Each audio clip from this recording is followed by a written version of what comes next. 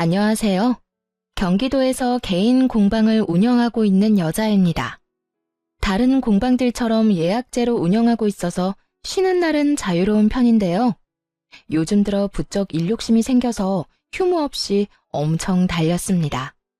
사실 얼마 전에 이혼을 해서 일부러 잡생각하지 않게끔 일에 몰두한 것도 있어요. 오늘은 큰 마음 먹고 오랜만에 휴일을 만끽하며 제 이야기를 털어놓으려 합니다. 여러분께서도 같이 사연 들어주시고 새 출발을 응원해주시면 감사하겠습니다. 어릴 적 제가 나고 자란 동네는 부잣집 많기로 소문난 곳이었어요. 저희 집은 외제차 여러 대 보유하고 운전기사 고용하고 이런 집은 아니었습니다.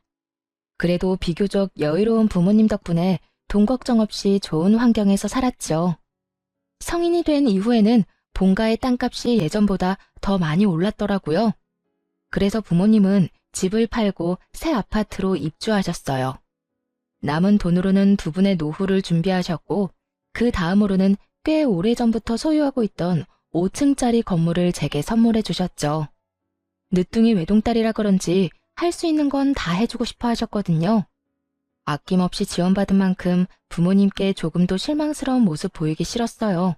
하지만 그럼에도 결혼 생활을 억지로 이어갈 수는 없었답니다. 부모님이 주신 5층 건물 중 1층은 처음부터 제 가죽 공방으로 썼어요. 사실 공방이라는 게 수입이 엄청 들쑥날쑥합니다. 부모님 덕에 월세를 받을 수 있어서 그나마 꿈은 지킬 수 있었죠. 어릴 때는 너무 들뜬 나머지 건물주 됐다고 여기저기 자랑하고도 싶었어요. 하지만 부모님은 그 누구에게도 말하고 다니지 말라고 신신당부하셨죠. 그래서 가까운 친구는 물론이고 결혼할 사람에게도 굳이 밝히지 않았어요. 마이너스 재산이 아니라면 알릴 필요는 없다고 생각했거든요. 결혼 전 예비시댁에 인사하러 갔을 때 일이에요.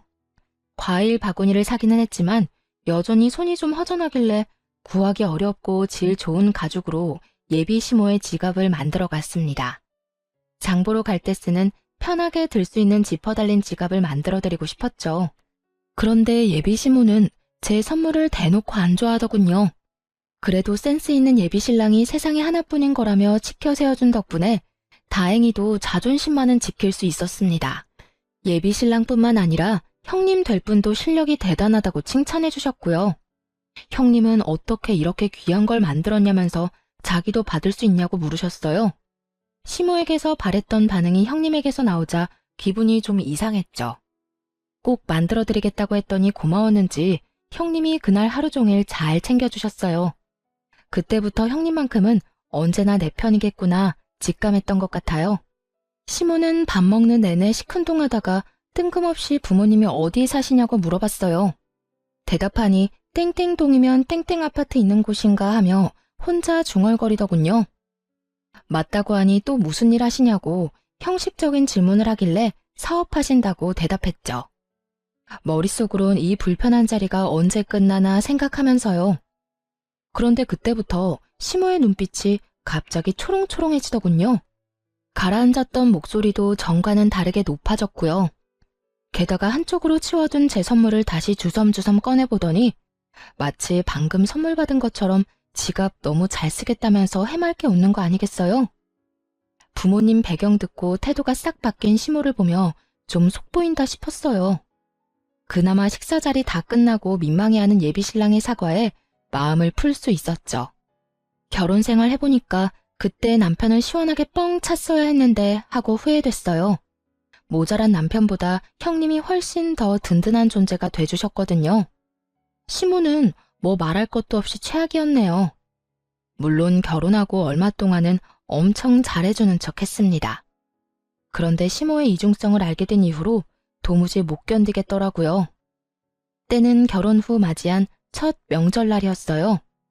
신혼여행 다녀오고 나서 한동안 삶에 치여 바쁘게 지냈기에 공식적으로 처음 시댁에 방문하는 날이었죠.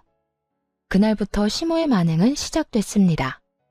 똑같은 며느리인데 시모는 민망할 정도로 형님과 저를 대놓고 차별하더군요. 저를 마구 구박했느냐고요? 아니요. 시모는 형님에게만 일을 시키고 어떻게든 트집을 잡아서 형님만 혼내더라고요. 아이고, 오늘은 그냥 명절이 아니야. 우리 새아가 귀한 새 사람들인 첫 명절이라고. 알지? 너 제대로 해야 한다. 네, 어머님. 평소보다 더 신경 써서 음식할게요. 새아가, 너는 나랑 가서 이야기 좀 하자꾸나. 어머님, 저도 형님 음식하시는 거 도울게요. 어머, 네가 뭘 안다고 그래? 어디 음식 할 줄이나 알고? 처음이니까 너무 애쓰지 않아도 된다. 음식은 첫째가 다 할 테니까 넌 걱정 말아라. 아니, 그래도... 그래, 동서. 난 괜찮으니까 오늘은 편하게 있어. 너무 불편해서 곤란한 얼굴로 형님 쪽을 보자 형님은 웃으면서 괜찮다는 신호를 보내셨어요. 솔직히 그때까지는 진짜 제가 서투니까 시모가 손을 못 대게 하는 건가 싶었거든요. 그런데 지켜보니 그냥 형님과 저를 차별하는 거더라고요. 시모는 음식하는 형님을 가만두지도 않고 툭 하면 거실로 호출했는데 형님은 짜증 부리는 기색 한 번 없이 온화한 웃음을 지으셨어요. 거기다 시모는 저는 우리 새아기 하면서 부담스럽게 부르면서 형님은 그저 예 라고 차갑게 부르는 거 있죠. 예, 너 잠시 여기 좀 와보렴. 네, 어머님. 뭐 필요하세요? 기름 냄새가 온 집안에 퍼지니까 속이 너무 안 좋구나. 요한마트 가서 콜라 몇 병 좀 사와. 어머님, 그럼 매실을 타드릴까요? 콜라보다 더 건강에 좋을 거예요. 아니, 넌 내가 콜라 얘기하는데 무슨 매실 타령이니? 아유, 지겨워 정말. 새아가, 쟤는 항상 저렇게 시험이 날 가르치려 든단다. 그냥 콜라 사오기 싫으면 싫다고 해. 에이, 어머님, 아직도 저를 모르세요? 콜라 사오기 싫으면 싫다고 솔직하게 말씀드리죠. 냉장고에 매실청 한가득 있길래 한번 말씀드려 본 거예요. 그럼 얼른 가서 사올게요. 어머머, 너 보자 하니까 정말. 지금 새아가 앞에서 나 약 올려? 형님, 어머님, 제가 얼른 가서 콜라 사올게요. 형님 혼자서 계속 고생하고 계신데 저는 아무것도 안 했잖아요. 심부름이라도 하게 해주세요. 그럼 그럴래, 동서? 고마워. 처음에는 형님이 시모에게 꼼짝 못하는 줄로만 알았거든요. 그런데 다행히도 할 말은 다 하고 계시더라고요. 응? 아유, 어쩜 착하기도 해라. 예, 네 동서 마음씨 예쁜 거 봐라. 우리 둘째가 신부감은 잘 골랐어, 정말. 어머, 어머님, 그런 말씀하시면 장남이 서운해할걸요? 제가 다 잃을 거예요. 으유, 내가 뭐 말을 못한다. 남들은 아무것도 모르고 착한 맏며느리를 잡는다고 하는데 아주 억울해 죽겠어. 그럴 리가 있나? 내가 오히려 당하는 입장이구만. 사실 제 눈에는 시모가 못살게 구니까 형님도 맞받아치는 걸로 보였어요. 하지만 시모는 자기가 피해자라고 하소연하면서 형님을 엄청 흉보더라고요. 부엌으로 가려고 일어나기라도 하면 냅다 제 손을 붙잡고 안 놓아주더라니까요. 아무튼 콜라를 살 겸 남편에게 SOS를 치려고 마트에 혼자 갔습니다. 새벽부터 가까운 낚시터에 시부랑 아주버님, 남편이 낚시를 하러 갔거든요. 순간 너무나도 불공평하다는 생각이 들었죠. 여자들은 열심히 일하는데 남자들은 놀고 있는 이 상황이 말이에요. 여보, 언제 오는데? 빨리 와. 좀 걸릴 것 같은데. 혹시 무슨 일 있어? 어머님 때문에 나 너무 불편해. 나만 여기 두고 낚시하러 가니까 재밌니? 웬만해서는 무슨 일이 생겨도 흥분하거나 목소리를 높이지 않는데요. 그런 제가 전화 받자마자 소리치니까 남편은 단번에 눈치채고 금방 오겠다고 했어요. 남자들이 도착하자 시모는 언제 놀았냐는 듯 팔을 걷어붙이고 일을 하더군요. 웃긴 건 형님이 거의 음식을 다 했는데 고생했다는 말도 제대로 안 했다는 거예요. 그렇게 시모는 음식하는 신용만 잠시 내다가 곧바로 힘들다며 안방에 쏙 들어가 버렸습니다. 늘 이랬던 건가 싶은 마음에 형님이 참 짠했어요. 한편으로는 좀 바보 같기도 했고요. 저라면 이렇게 당하고만 있지는 않았을 테니까요. 하지만 뭐 어쩌겠어요. 저도 딱히 도움된 건 없으니 음식 차리고 치우는 거라도 똑바로 하자 생각했죠. 소중한 내 남편 낳아준 어머니니까 참는 거야. 다른 이유는 없어. 그런데 형님이 그런 제 마음을 읽은 것처럼 갑자기 웃으며 이렇게 말하더군요. 네? 이건 비밀인데 동서한테만 말해줄게. 사실 우리 남편 나 시댁에서 고생하는 거 다 알아. 그래서 친정 가면 나처럼 똑같이 집안일하고 음식해. 나도 처음엔 그럴 필요까진 없다고 생각했거든. 근데 남편이 나서서 그렇게 해주니까 내 마음에 응어리는 안 생기더라. 그냥 동서가 나 불쌍하게 쳐다보길래 그렇다고 말해주고 싶었어. 동서도 중간에서 힘들지? 미안해. 형님, 죄송해요. 에이, 동서가 죄송할 게 뭐가 있어. 형님에게 딱 걸린 것만 같아 조금 부끄럽기도 하고 미안했어요. 형님이 참 대단해 보이고 아주버님도 현명하신 것 같았죠. 남편은 만약 나에게 이런 일이 생긴다면 어떻게 할지 궁금해지기도 했고요. 한편 시모는 형님을 정신적으로도 공격하더군요. 은근히 형님 집안 뭐 볼 거 있냐며 흉보기도 했는데 뭐 그것까지는 참았어요. 그런데 점점 같이 뒷말하기를 원하더라고요. 한 식구인데 이간질하는 게 너무 싫어서 잘 모르겠다는 얼굴로 무건수행했죠. 그랬더니 나중에는 그게 마음에 안 들었던 모양인지 시모에게 딱 찍히고 말았죠. 우리 둘째는 부모님이 땡땡 아파트에 살아서 든든하겠어. 나중에 당연히 네가 물려받을 거 아니야. 네? 그건 엄마 아빠 노후자금이자 보금자리인걸요. 뭐 그 정도 아파트 가지고 계신 거면 사돈네 형편 말에 뭐 하겠니? 당연히 노후자금 외에도 여유 있으시겠지. 너도 다 물려받을 재산 있으니까 안심하고 돈 안 되는 공방 운영하는 거 아니냐? 그런 거 아니에요, 어머님. 아니긴.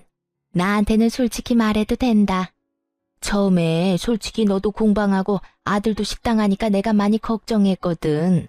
한 명이라도 수입이 일정해야 하는데 둘 다 들쭉날쭉 고정적인 수입이 없잖니. 그런데 새아가 친정이 넉넉해서 얼마나 다행인지 몰라. 그 말에 남편을 노려보자 남편은 오히려 으쓱한 눈치더라고요. 전혀 좋게 안 들렸는데 남편은 자기 장가 잘 갔다는 칭찬으로 들었나 봐요. 아이고, 크네. 너는 친정 부모님 안녕하시다니? 나는 평범해도 너무 평범한 네 친정 때문에 내가 며느리 복 없는 줄로만 알았지 않니? 새아가 들어오고 나서야 나도 며느리 복 있는 걸 알았지. 넉넉한 며느리 둘이 들어왔으면 나도 노후 걱정은 없었을 텐데. 말해 뭐하니? 입만 아프다. 으휴. 이번에는 형님도 기분이 상하신 것 같았어요.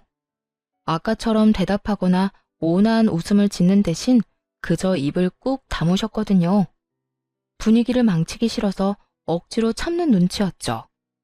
그런데 속이 뻥 뚫리게 시원했던 건 아주버님의 말이었어요. 어머니, 제가 태어나 가장 잘한 일이 이 사람이랑 결혼한 거예요. 매년 조상님들 드시라고 제사 음식 해온 게 누군데요? 어머니 노후는 못 챙겨도 조상님들 사후는 이 사람이 챙기고 있잖아요. 나중에 엄마 돌아가시면 제사 안 지내도 돼요? 아들, 말을 왜 그렇게 무섭게 하니? 그럼 어머니는 왜 그렇게 말을 밉게 하세요? 아주버님의 말에 시모는 깨갱하고 그 앞에서는 더 이상 별말 못했어요.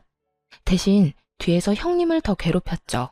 차례상 녹그릇이며 다 같이 먹은 식사 그릇까지 혼자 설거지를 다 하라는 둥. 친정에 아주버님 먼저 보내고 집안일 돕고 가라는 둥. 형님에게 이것저것 시키며 무슨 가정부 고용한 사람처럼 굴었습니다. 단순히 며느리에게 일을 시키는 게 아니라 모욕감을 주려고 하는 듯 보였어요.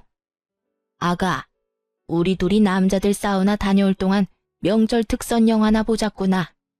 과일도 같이 먹을까? 뭐 좋아하니? 어머님, 그럼 저 형님 도와드리고 형님이랑 같이 올게요. 먼저 과일 드시면서 편하게 영화 보고 계세요.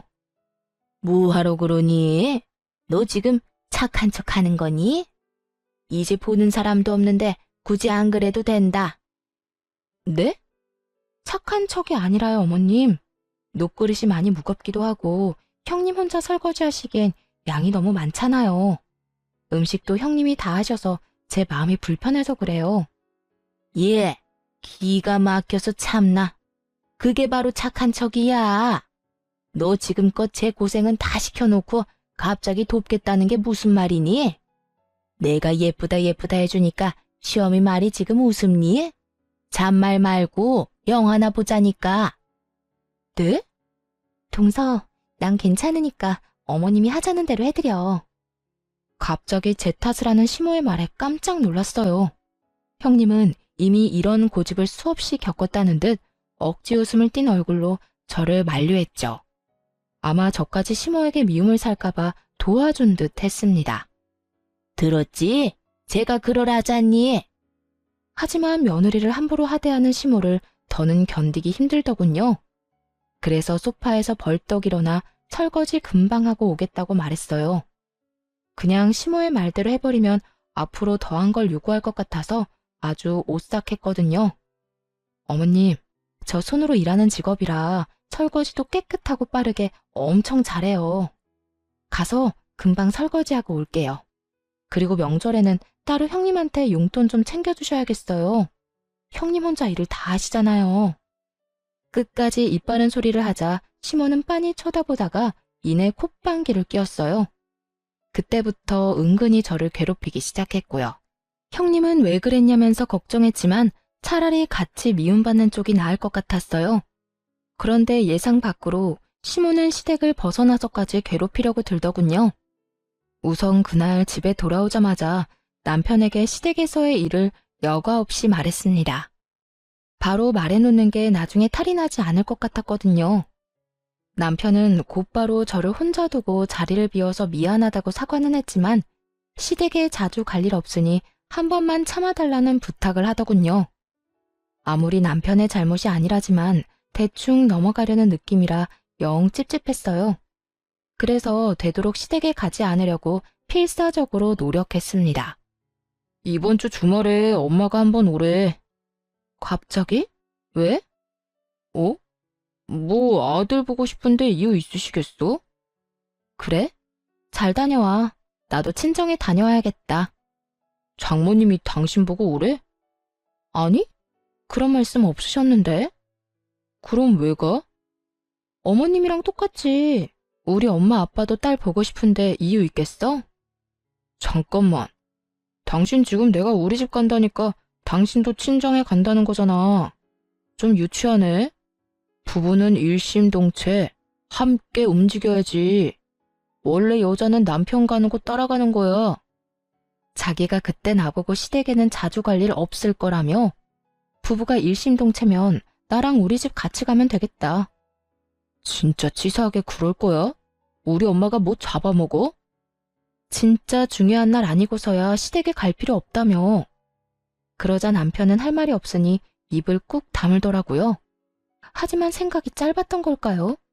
시댁에 남편만 보내니까 시모가 엄청 약올랐나 봐요. 그 이후로 가게에 찾아오는 깜짝 이벤트를 준비하셨더라고요. 어머님, 여긴 어쩐 일이세요? 어쩐 일이긴 보고 싶어서 겸사겸사 왔지. 넌 어떻게 통 얼굴을 안 비추니? 저 보러 여기까지 오신 거예요? 미리 연락해 주셨으면 점심이라도 같이 먹는 건데. 식사는 하셨어요? 아니, 점심은 먹고 왔으니까 됐고. 너 10분이면 준비할 수 있겠지? 네? 그게 무슨 말씀이세요? 도대체 무슨 말인가 싶어서 도시락 먹다가 밥을 묻히고 서서 멍하니 있었네요. 그런데 그 순간 가게 입구가 웅성웅성 하는 거예요. 아니, 너 뭘 멍청하게 서 있니? 걔 하는 사람들 일부러 여기까지 다 데리고 왔다. 너희 공방에도 무료 체험 같은 거 있지? 옆에 애들 귀한 시간 낸 거니까 잘 부탁해. 그리고 얘, 입소문은 아줌마들 입 통하는 게 제일 빨라. 나중에 손님 많아졌다고 나한테 고마워서 절할 거다 아주. 어쩌죠 어머님? 저흰 그런 프로그램 없어요. 미리 말씀하시고 오시지 그러셨어요. 없으면 만들면 되는 거 아니냐? 시험이 위해서 그것도 못해? 예, 오늘 너 예약 없는 거 내가 다 알고 왔어. 인터넷에 검색해보니까 다 나오더만. 어머님, 목요일은 개인적으로 납품할 상품들이 있어서 시간 빼놓은 거예요. 게다가 저 혼자 하는 거라 수용할 수 있는 인원 한계도 있고. 문전박대도 이런 문전박대가 따로 없지. 너 지금 밖에 사람들 서서 쳐다보는 거 안 보여? 정말 날 쪽팔리게 만드는구나. 그냥 한번 그러려니 하고 넘어가면 안 돼? 내가 뭘 알고 데려왔겠니? 다 니 쓰러져가는 공방 홍보하자고 사람들 애써 데리고 왔더니. 시모는 말도 없이 개하는 친구들 모두 끌고 와서는 공방 프로그램을 무료 체험시켜달라며 떼를 썼습니다. 문전박대라는 말에 심장이 쿵쾅거려서 결국 개인적인 일정 다 취소하고 최선을 다해 아무렇지 않은 척 밝게 시모 친구들 대접했네요. 나중에 할 말을 하더라도 그 순간은 참기로 했죠. 다 손님들이고 어른들이니 시모가 망신당하지 않도록 최선을 다해 배려했어요. 어머님, 또 이러시면 정말 곤란해요. 어머님 포함 두세 분까지는 미리 말씀해 주시면 가끔 자리 만들어 드릴게요. 그런데 이렇게 막무가내로 사람들 다 데리고 오시면 안 돼요. 참나, 깐깐하게 굴기는. 시모는 결국 고맙다는 말이나 미안하다는 말도 안 했어요. 100번 양보해서 집까지는 올 수도 있다고 생각했지만 일터를 침범하는 건 정말 아니라고 생각했어요. 그런데 다 알고도 남편은 이해하라고 대수롭지 않게 말하더군요. 난 분명히 이야기했어. 어머님, 한 번만 더 공방에 찾아오시면 나도 어떻게 할지 몰라. 중간에서 가만히 있지 말고 당신이 해결해, 진짜. 당신 왜 이렇게 말을 무섭게 해? 시어머니가 며느리 일터 궁금해서 좀 갈 수도 있지. 당신이랑 또 엄마 일로 싸우기 싫어. 좋은 게 좋은 거잖아. 참고 이번만 좋게 넘어가자, 응? 가만 보니까 당신 언제나 어머님 일이면 얼렁뚱땅 넘어가려 하는구나. 말이 전혀 통하지 않는 우유부단한 남편. 그리고 친구들이랑 조만간 또 공방에 갈 수도 있다고 통보 문자를 보낸 시모. 이 둘을 보니 속이 부글부글 끓었습니다. 오죽했으면 친정엄마에게 이혼을 하고 싶다고 상담까지 했다니까요. 엄마, 내가 아무리 남편한테 중간에서 역할 똑바로 하라고 말해도 소용없어. 어머님도 너무 뻔뻔해서 대화가 전혀 안 통하고. 금요일에 이혼 전문 변호사랑 상담해 보려고. 아니, 안사도는 왜 나서서 조용히 잘 살고 있는 부부 이혼을 조장한다니? 그렇게 안 봤는데 심보가 고약하네. 딸, 우선 딱 3번까지만 참아봐. 그 이상을 넘으면 가차없이 버리는 거고. 일단 엄마가 한번 나서야겠네. 황서방이 지금 무슨 상황인지 알게끔 정신부터 차리게 해줘야겠어. 엄마는 본때를 보여주겠다며 아빠를 데리고 남편이 운영하는 식당에 찾아갔습니다. 물론 시모가 한 것처럼 친구들을 데리고 연락 없이 들이닥쳤죠. 그리고 나중에 속 시원한 얼굴로 후기를 말씀해 주셨는데 아주 쌤통이었어요. 황서방, 나왔네. 장모님? 갑자기 어쩐 일이세요? 어쩐 일이긴 자네 보고 싶어서 왔지. 미리 연락 주시고 오셨으면 좋았을 텐데. 에이, 이 사람아. 가족끼리 무슨 연락이야. 그냥 오다 가다 들러서 한 끼 먹고 가는 거지. 게다가 황서방 식당은 브레이크 타임도 없지 않나?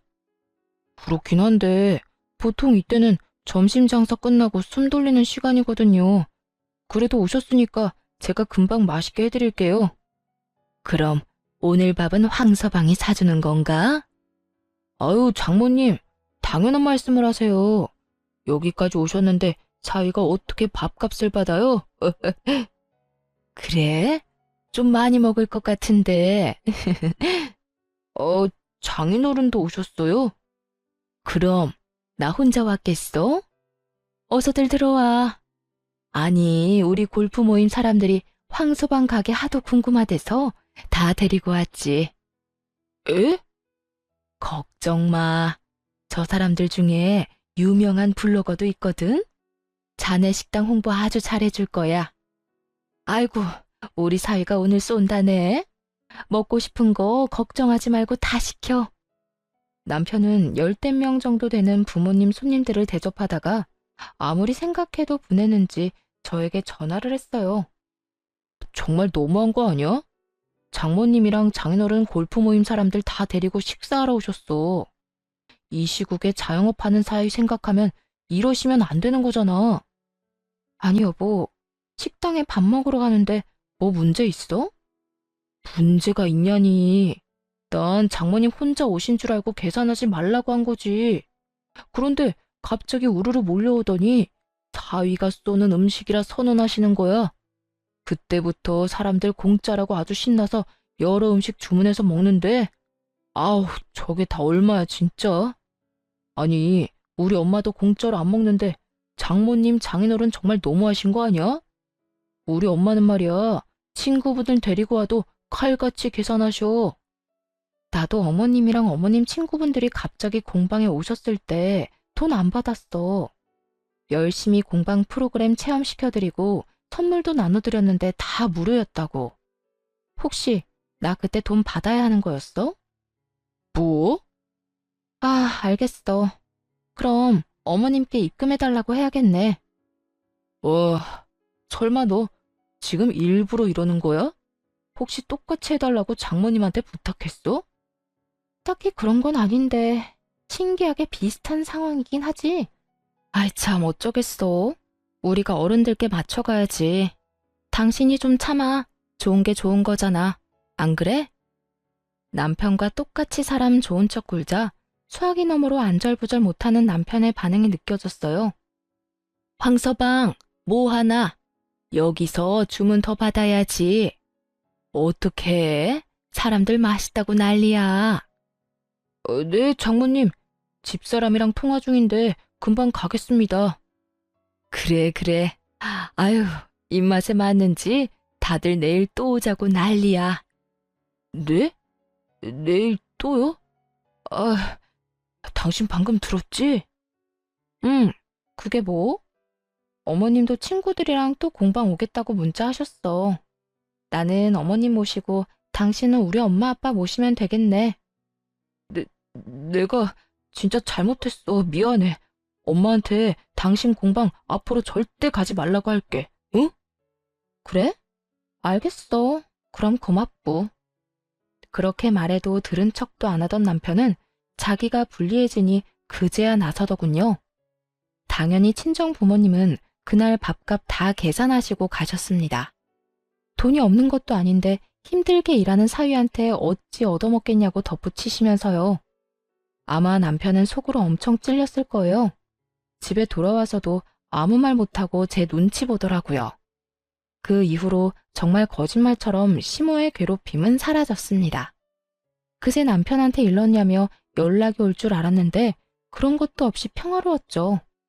아무리 심보 못난 시모라 해도 자기 자식 힘든 건 싫은 모양이죠. 하지만 저는 이미 그때 이후로 남편에게 정이 확 떨어졌어요. 그래서 마음속으로 서서히 이혼을 결심하고 있었죠. 그러던 중 시댁에 안 좋은 일이 생겨버렸습니다. 다름 아니라 교통사고가 나서 아주버님의 하반신이 마비됐거든요. 이 때문에 남편에게 이혼에 대한 이야기를 꺼낼 타이밍을 놓쳐버렸어요. 아이고, 이게 무슨 일이야 정말. 우리 장남 앞으로 어떡하니? 어머님, 진정하세요. 진정하게 생겼어? 결혼을 잘못해서 이렇게 치질이 복도 없는 거야. 결혼만 잘했어도 인생 잘 풀릴 사주라고 내 아들이. 그 말을 끝으로 원망스럽게 형님을 노려보는 시모였습니다. 이젠 하다하다 말도 안 되는 이유로 형님께 화풀이를 하더군요. 어머니, 저 괜찮으니까 이제 그만 돌아가세요. 이 사람이 제일 고생하는데 어떻게 그런 식으로 말씀하세요? 그것도 식구들 다 있는 앞에서. 속상해서 그랬다, 속상해서. 형, 엄마한테 왜 그래? 힘든 건 알지만 선은 지키자. 지금 네 형수 얼굴 반쪽 된 건 안 보여? 병문안 왔으면 그냥 조용히 있다 가든가. 가족이라는 사람들이 어떻게 이래? 특히 어머니는 그러시면 안 되죠. 이 사람이 그동안 어떻게 했는데? 여보, 진정해. 당신 아직 몸 안 좋잖아. 다들 당장 나가라고요. 가장 힘든 건 다친 아주버님과 비통한 형님일 텐데 그 앞에서도 비인간적으로 행동하는 남편과 시모를 보니 숨이 다 막히더라고요. 어서 여길 벗어나야겠다는 결심을 하고 그때부터 본격적으로 이혼 준비를 했습니다. 그러면서도 형님과 아주버님을 챙기러 병원에 자주 들렀어요. 냉정하게 말하자면 이혼하는 동시에 남이 될 관계였지만 계속 신경 쓰이더군요. 동서, 이렇게 매번 와줘서 정말 고마워. 에이, 오다 가다 들르는 게 뭐가 어렵다고요. 그런데 저희 남편이랑 어머님이 병원에 한 번씩 오기는 하나요? 그때 남편이 한 소리에서 기분이 상했나 봐. 차라리 안 오는 게 나은 건가 싶다가도 남편 생각하면 가끔이라도 와줬으면 하는데 그때 이후로 서방님도 어머님도 안 오시네. 그래도 이렇게 가끔 동서가 와줘서 얼마나 힘이 되는지 몰라. 형님, 얼굴이 많이 수척해요. 밥은 잘 챙겨 드시고 계신 거죠? 이럴 때일수록 식사는 거르시면 안 돼요. 그게 사실 동서, 이런 말 꺼내서 정말 미안한데 혹시 병원비 모자라세요? 제가 전부까지는 아니더라도 조금은 도와드릴 수 있어요. 그러니까 너무 걱정하지 마세요. 그 말에 그늘진 형님의 얼굴이 밝아지더니 딱 40만 원만 빌려달라고 하더군요. 고등학생 시조카 수학여행비랑 용돈이 당장 필요한데 병원비 정산하고 이것저것 계산하고 나면 여유가 없었나 봐요. 못 받을 돈이라 생각하고 몇백은 드릴 각오를 했는데 40만 원에 손을 벌벌 떨며 고맙다고 우는 형님을 보고 같이 울었네요. 그런데 동서, 입금이 잘못된 것 같아. 500만 원이 들어왔는데? 아이고, 내가 얼른 다시 입금해 줄게. 형님, 진작 눈치채고 도와드렸어야 했는데 죄송해요. 수영이한테 수학여행 잘 다녀오라고 전해주실래요? 입금은 제대로 한 거 맞아요. 저 만약 형님 없었으면 어머님 심술 때문에 바로 도망갔을 거예요. 형님이 잘해줘서 그나마 버텼는데 아무튼 감사했어요. 형님은 그런 제 말이 이상했는지 혹시 남편이랑 무슨 일 있냐고 물었어요. 그래서 솔직하게 이혼을 준비하고 있다고 말했습니다. 그러자 형님은 깜짝 놀랄 이야기를 했어요. 우리가 어머님 심술 참은 것도 다 이민 가면 안 보고 사니까 그런 거였어. 그런데 갑자기 이런 사고를 당하는 바람에. 네? 이민이요? 응, 그래도 포기는 안 할 거야. 좀 늦춰졌다고 생각해야지. 아직은 우리나라보다 외국이 장애인 복지가 더 좋잖아. 저 사람을 위해서라도 꼭 가야지. 그 사실을 알자마자 머뭇거리다 형님에게 귀뜸해드렸어요. 사실 남편이랑 각각 500만 원씩 해서 1000만 원 맞춰서 드리고 싶었는데 남편이 절대 못 준다고 질색했다고요. 동생으로서 어릴 때부터 지금까지 받은 게 많으면서 한순간에 남이라도 된 듯 구는 남편 보고 더 빨리 이혼하고 싶더라고요. 나 역시 오랜 세월 어머님이랑 도련님을 봐왔잖아. 그래서 제발 내 밑으로 사람이 들어오지 않길 바랬어. 그런데 이렇게 착한 동서가 들어와서 얼마나 맘에 걸렸는지 몰라. 알고 보니 남편은 어머님보다 더하면 더했지 덜하진 않다고 합니다. 시모에게 밉보인 형수를 가정부쯤으로 알고 뒤에서 막대했다고 하네요. 생각보다도 더 구제불능이었나 봐요. 당신이 병원에 뭐하러 가? 나도 안 가는데. 그러니까 당신이 안 가니까 나라도 간 거지. 야, 혹시라도 나중에 친정 식구 아프다고 돈 갖다 바칠 생각하지 마라. 나도 우리 형한테 돈 안 줬으니까 말이야. 뭐? 조금도 안 도와드렸다고? 진짜야. 나 형한테 돈 한 푼도 안 줬어. 형수한테 전화해서 물어볼래? 형수가 우는 소리 하길래 형이 무슨 수로 갚겠냐고 냉정하게 전화 끊어버렸거든. 자랑이다. 당신 형이 그렇게 다쳤는데 돕고 싶은 마음이 전혀 안 생겨? 동생이 되어가지고 어떻게 그래? 어휴, 그렇게 감정적으로 굴다가는 거짓골 못 면해. 아무리 가족이라도 금전적 거래는 하는 게 아니라고. 돈이 아까워서 그러는 게 아니라 내 원칙이 그래. 그 원칙 결혼 전에 좀 알려주지 그랬어. 뭐? 당신 요새 좀 이상하다. 내가 이상해? 아니, 당신을 좀 되돌아봐. 내가 아플 때는 과연 어떻게 나올까 궁금하네. 에이, 재수없게 그런 말을 왜 해? 당신 건강하잖아. 그렇게 따지면 아주버님은 뭐 건강하지 않으셨어? 한참 싸우다가 인성 모자란 남편놈을 못 알아보고 결혼한 게 내 죄다 싶었어요. 더 이상은 시간 낭비라는 생각이 들어 그만 입을 다물었네요. 이혼 통보하기 전까지는 조용히 있는 게 낫겠다고 생각했거든요. 형님께 500만 원 드린 것도 알았다가는 무슨 난리를 피울지 모르니 말 안 했고요. 시간이 흘러 아주버님이 태어날 즈음이 되어서야 시모가 등장하더군요. 고생이란 고생은 형님 혼자 다 했는데 혼자서 뒷북을 엄청 치더라고요. 내 자식이 너무 불쌍하다며 엄청 징징거리는데 그 착하던 형님이 얼마나 마음고생하고 힘들었으면 시모한테 화를 다 냈다니까요. 아이고, 불쌍한 내 새끼. 이게 다 부인 복이 없어서 그런 거야. 결혼을 좀 다른 사람이랑 했으면 팔자가 바뀌었으려나? 어머니, 제발요. 잠시만 여보. 어머님, 제발 좀 그만 징징거리세요. 지금 제일 힘든 사람이 어머님 같아요? 아니요, 저 사람이랑 저예요. 저도 충분히 힘들다고요. 지금까지 코빼기도 안 보이시다가 태어날 때는 또 왜 오신 거예요? 도와주실 거 아니면 이만 돌아가 주세요. 뭐? 너 제정신이니? 지금 그게 무슨 말버릇이야? 어머님, 나중에 후회하실 행동 그만 좀 하시라는 거죠. 언제까지 들들 볶으실 건데요? 따지고 보면 이 사람이 부인복 없는 게 아니라 제가 남편복 없는 거죠. 어머어머, 보자 하니까 저게.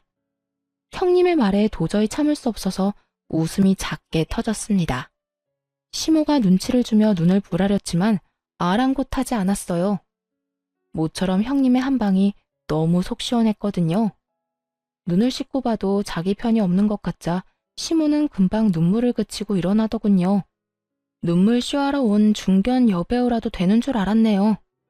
그쯤 되니 정말 아들 걱정은 하는 건지도 의문이었어요. 아주버님은 벙쪄 있다가 웃으면서 형님께 앞으로도 그렇게 큰 소리치라고 했어요. 그런데 인생에 계속 안 좋은 일만 일어나는 건 정말 아니더라고요. 그 해에 사고로 너무 힘들었던 형님네 가족에게 무슨 일이 일어난 줄 아세요?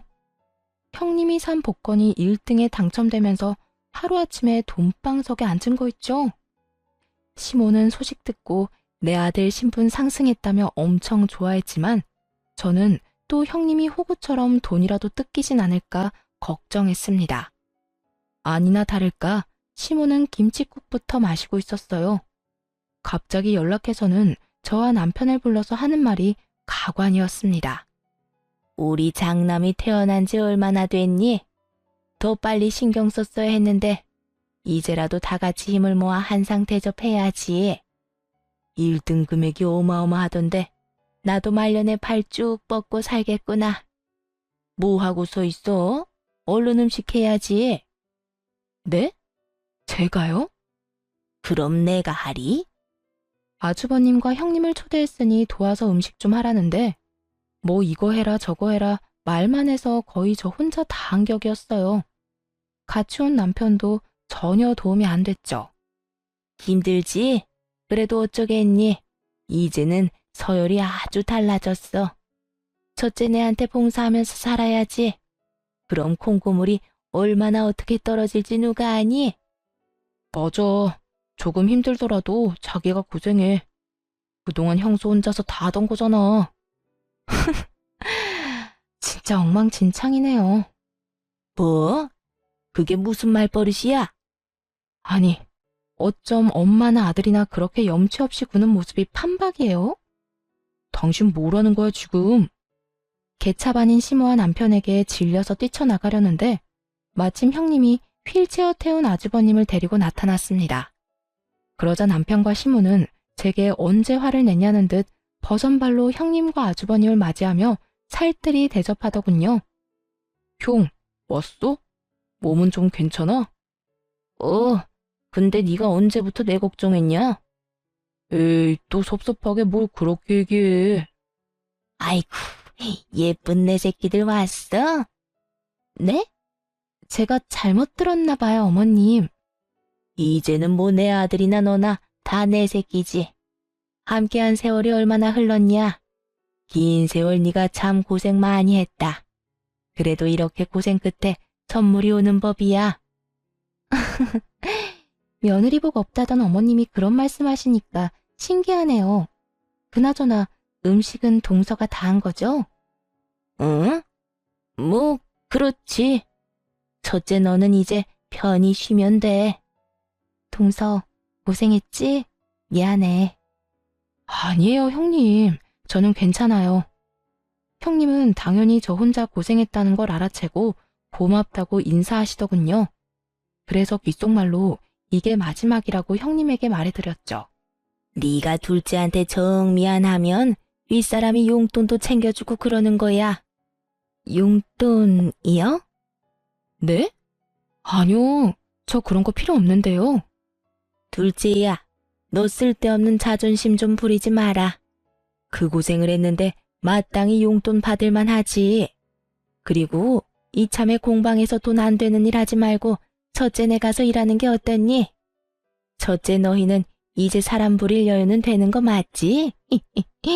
가족끼리 돕고 살면 좋잖니. 아주버님네 가서 매주 청소 좀 하고 아주버님 케어를 도우라는 말이었어요. 그 말을 듣자마자 하마터면 상을 다 엎을 뻔했네요. 사람 면전에 대고 무시하는 것도 정도가 있잖아요. 어머님, 제가 어머님 전용 심부름 센터인가요? 아, 또 그놈의 콩고물 때문에 그러세요? 제발 며느리 좀 그만 괴롭히세요. 그런데 문제는 남편이었어요. 아무리 덜 떨어졌어도 그때만큼은 시모에게 화낼 줄 알았는데 오히려 시모의 의견에 수긍하며 제게 그 일을 시키려 들더군요. 엄마가 뭘 괴롭혔다고 그래? 아니, 가정부 할 사람 뭐 따로 있어? 이참에 돈 안 되는 공방 정리하고 좋잖아. 엄마가 당신 생각해서 말한 건데 왜 그렇게 예민하게 굴어? 막말로 우리 형이랑 형수님이 당신한테 힘든 일 시키겠냐고. 정말 미쳤구나. 당장 이혼해. 그동안 수도 없이 이혼 다짐했어. 때 되면 말하려고 참고 또 참은 거지. 돈에 눈먼 남편의 뺨을 때리고 드디어 이혼하자고 선언했어요. 그러자 얻어맞고 분했는지 남편이 달려들려고 했습니다. 사실 그런 상황이 일어날까봐 그동안 조용히 이혼을 준비한 거였어요. 일방적으로 이혼하자고 통보하면 남편이 무슨 짓을 할지 모르니까요. 그런데 그때 휠체어를 탄 아주버님이 남편에게 찬물을 확 부어버렸죠. 야, 너 언제 사람 될래? 아이씨, 형 미쳤어? 너 내가 몸이 이 모양이라서 찬물로 끝난 걸 다행으로 알아. 나 멀쩡했으면 벌써 이 전골에 네 얼굴 박았다. 아, 로또 됐다고 아주 기세등등하네. 결혼했으면 인간이 돼야 하잖아. 양심 없는 건 어머니 쏙 빼닮아서 그런 거야? 아니, 너는 혼낼 거면 네 동생만 야단치지 왜 날 끌어들여? 며느리들 앞에서 창피하게. 창피한 걸 아시는 분이 그동안 왜 그렇게 사셨어요? 저 정말 참을 만큼 참았어요. 그런데 더 이상 이 징그러운 집안에 못 있겠네요. 장남 너 복권 당첨됐으니 이제 식구들 등지고 살겠다 이거냐? 두 번 다시 어머니나 저놈이나 보기 싫으니까 알아서 잘 사세요. 저희 곧 이민 가거든요. 그리고 제가 당첨됐나요? 집사람이 당첨된 거죠. 항상 온화한 아주버님이었는데 그렇게까지 역정내시는 건 처음 봤습니다. 곧 이민 간다는 말에 시모는 개거품을 물고 말았죠. 뭐? 갑자기 무슨 이민이야? 한국인으로 태어났으면 한국에서 살아야지. 어미야, 네가 말해봐라. 이게 다 무슨 말이야? 네, 이민 갑니다, 저희. 어머님, 저희 벼랑 끝까지 몰려서 힘들 때 도와준 사람 동서뿐이었어요. 그런데 어떻게 동서한테 대놓고 가정부 운운하세요? 동서, 그때 500만 원 빌려줘서 정말 고마웠어. 수영이 수학여행비에 용돈하고도 많이 남아서 그 돈 감사히 잘 썼어. 식구라는 인간들이 단 몇십만 원도 못 빌려준다고 했을 때 사실 난 세상이 무너지는 줄 알았거든. 그러니까 가기 전에 동서한테 빚은 갚아야지. 빌려준 거 아니고 드린 거라니까요. 안 주셔도 돼요, 형님. 괜찮다고 손사래를 쳐도 형님과 아주버님은 제발 받아달라고 했어요. 시끄럽던 심오한 남편은 형님이 수표를 내밀자 숨죽이고 지켜보더군요. 형님, 게다가 금액이 이상해요. 저는 500만 원 빌려드렸는데 5천만 원이라뇨? 5천만 원 맞아. 마음을 돈으로 계산할 수는 없지만 동서 마음을 헤아려 보니까 대략 그 정도더라. 5천만 원? 아이고 세상에. 어미야, 나는? 어머님한테 드릴 돈이 어디 있겠어요. 아니, 오히려 제가 받아야 하지 않을까요? 그러자 시모는 갑자기 돌변해서 자기 줄 돈 주고 가라고 절대로 이대로 외국 못 간다고 형님의 바지가랑이를 붙잡았습니다. 남편은 아주버님에게 엄마 모실 돈이라도 달라고 매달렸죠. 나중에 시모가 아프기라도 하면 자기가 모셔야 하는데 어떻게 이러냐면서요. 불구된 형한테는 한 푼도 못 빌려준다던 사람이 누구더라? 형, 진짜 1억이야? 어머니 모시든 말든 너 알아서 해라. 난 이제 이 집 식구 아니니까. 아주버님이 냉정하게 끊어내자 남편 놈은 제 5천만 원이라도 갚겠다고 했어요. 하지만 그 돈이 어떤 돈인데 그대로 남편에게 빼앗길 리가 없죠.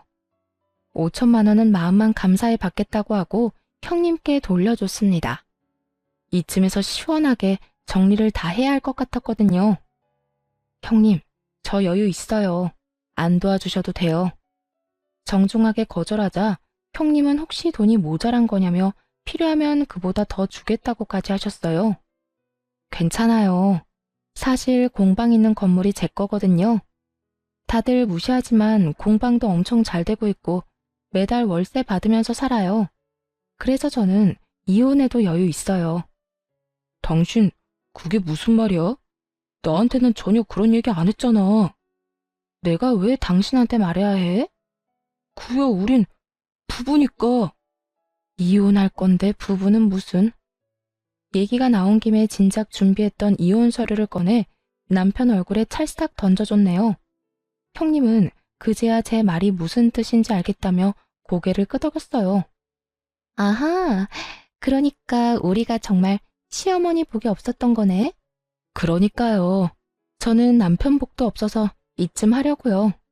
그나저나 어머님, 항상 며느리 복 없다고 우는 소리 하셨었죠?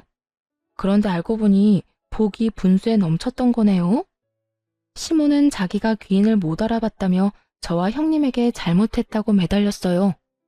돈 앞에 손바닥 뒤집듯 바뀌는 시모의 모습에 마지막까지 질렸네요.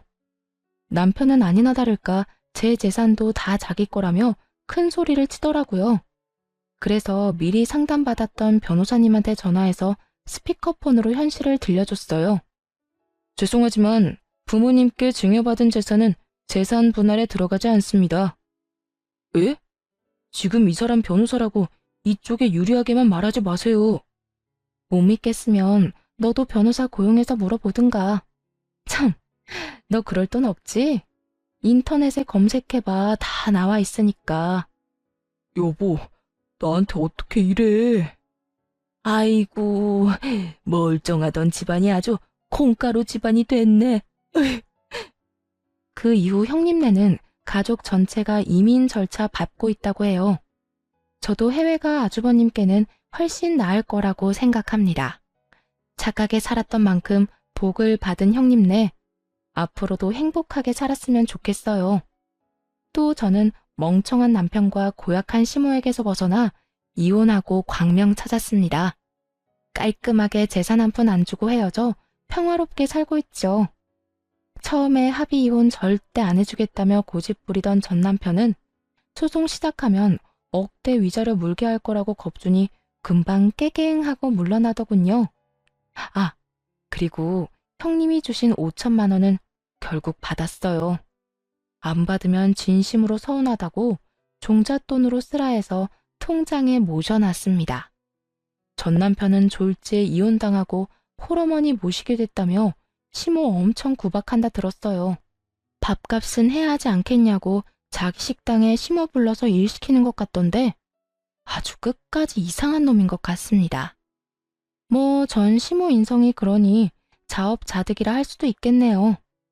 이번 일로 정말 모든 일은 다 부메랑처럼 돌아온다는 걸 절실히 깨달았답니다. 긴 사연 들어주셔서 감사드려요.